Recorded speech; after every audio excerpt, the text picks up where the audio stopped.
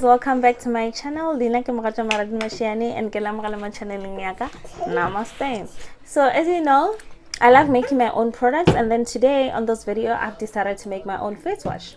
So what you're gonna need is I was using the glycerin soap. It's like the pure soap from, you can find it at Clicks. It's called pure soap. And then I'm also using turmeric and